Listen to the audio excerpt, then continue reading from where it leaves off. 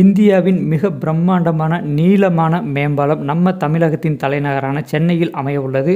ஆமாங்க, சென்னை தாம்பரத்தில் இருந்து ஜிஎஸ்டி ரோடு வழியாக செங்கல்பட்டு வரைக்கும் 27 கிலோமீட்டர் நீளத்திற்கு ஒரு பிரம்மாண்டமான மேம்பாலம் அமைக்க போகிறாங்க. இவ்வளவு முக்கியத்துவம் வாய்ந்த இந்த ஜிஎஸ்டி சாலையை பகல் இரவுன்னு 24 மணி நேரமும் எப்பவுமே பிஸியாக இருக்கக்கூடிய சாலை. கனரக வாகனங்கள், அதிவேக வாகனங்கள், தொலைதூரங்களுக்கு செல்லக்கூடிய வாகனங்கள், லோக்கல் வாகனங்கள்னு எப்பவுமே இந்த சாலை பரபரப்பாக இயங்கிக்கிட்டே இருக்கும். கடந்த 2018 தாம்பரத்தில் இருந்து செங்கல்பட்டு வரைக்கும் 23 கிலோமீட்டர் நீளத்திற்கு 6 வழி உயர்மட்ட மேம்பாலம் அமைக்க திட்டமிடப்பட்டு அதிகாரப்பூர்வமான அறிவிப்பு வெளியிடப்பட்டது. இதற்கான ஆய்வு பணிகள், டிபிஆர் தயாரிக்கும் பணிகள் ஆரம்பிக்கப்பட்டு இப்போ அந்த பணிகள் முடிவடைஞ்சிருச்சு. இந்த எலிவேட்டட் கோரிடர் பணிகள் ஆரம்பிக்கிறதுக்கு முன்பாக பெருங்குளத்தூர்லேருந்து சிங்கப்பெருமாள் கோவில் வரைக்கும் இருக்கிற சாலையை 8 வழிச்சாலையாக விரிவாக்கம் செய்யும் பணிகள் நடந்துச்சு. இப்போ அதுவும் முடிவுக்கு வந்துருச்சு. அடுத்ததாக இந்த எலிவேட்டட் கோரிடர் அமைப்பதற்கான கட்டுமான பணிகள் விரைவில் தொடங்கப்பட உள்ளது. இந்த வருட இறுதிக்குள் இந்த கட்டுமான பணிகள் தொடங்கப்படும்னு அறிவிப்பு வெளியிட்டிருக்காங்க. இப்போ இந்த எலிவேட்டட் கோரிடர் பற்றிய பேசிக்கான டீட்டெயில் பார்க்கலாம். இந்த எலிவேட்டட் கோரிடர் தாம்பரத்துக்கும் பெருங்குளத்திற்கும் இடையில இருக்கிற இரும்புலியூர் ஜங்ஷன்ல இருந்து ஆரம்பிக்கும். இங்கே இருந்து பரனூர் டோல் பிளாசா வரைக்கும் 27 கிலோமீட்டர் நீளத்திற்கு ஜிஎஸ்டி சாலை வழியாகவே அமைக்கப்படும். இதில் 5 இடங்களில் என்ட்ரி எக்ஸிட் பாயிண்ட் அமைக்க போகிறாங்க. 1 இரும்புலியூர் ஜங்ஷன், 2 கிளாம்பாக்கம் பேருந்து நிலையம், 3வது பொத்தேரி, 4வது மகேந்திரா வேர்ல்டு சிட்டி, 5வது பரனூர் டோல் பிளாசா. இந்த இடங்களில் மட்டும்தான் வாகனங்கள் இந்த எலிவேட்டட் கோரிடருக்கு என்ட்ரி ஆக முடியும், எக்ஸிட் ஆகவும் முடியும்.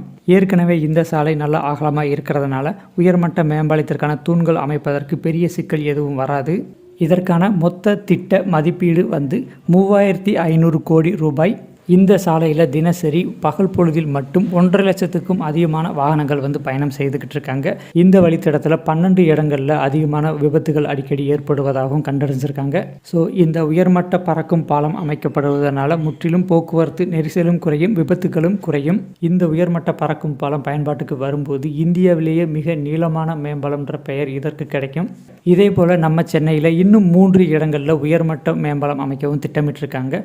போர்ட் முதல் மதுரவாயில் வரைக்கும் டபுள் டக்கர் எக்ஸ்பிரஸ்வே 20 கிலோமீட்டர் நீளத்திற்கு அமைக்க போகிறாங்க.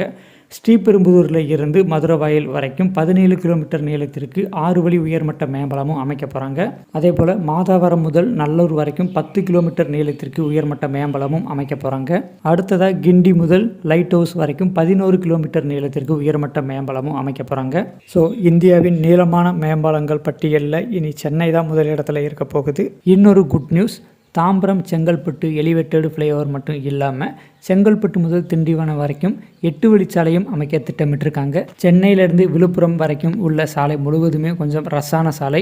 பண்டிகை காலங்கள், திருவிழா காலங்கள், விடுமுறை நாட்களில் பெரும்பாலும் இங்கே இருக்கிற டோல்கேட்லேயே அதிகமான டிராஃபிக் ஏற்படும். இந்த சாலை முழுவதும் இப்போ 4 வழிச்சாலையாகத்தான் இருக்கிறது. 15 வருடங்களுக்கு முன்பு அமைக்கப்பட்ட சாலை வளர்ச்சிக்கு ஏற்ப, தேவைக்கு ஏற்ப இன்னும் விரிவாக்கம் செய்யப்படாமல் அப்படியே இருக்கிறது.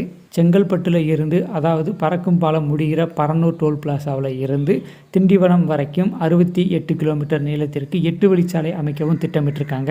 ஓவராலாக தாம்பரம் முதல் திண்டிவனம் வரை 96 கிலோமீட்டர் நீளத்திற்கு எக்ஸ்பிரஸ்வே அமைக்கிறதுக்காக டிபிஆர் தயாரிக்கப்பட்டுள்ளது. இது மிக மிக அவசியமான திட்டம். விரைவில் கட்டுமான பணிகள் முடிக்கப்பட்டு பயன்பாட்டுக்கு கொண்டு வர வேண்டும்.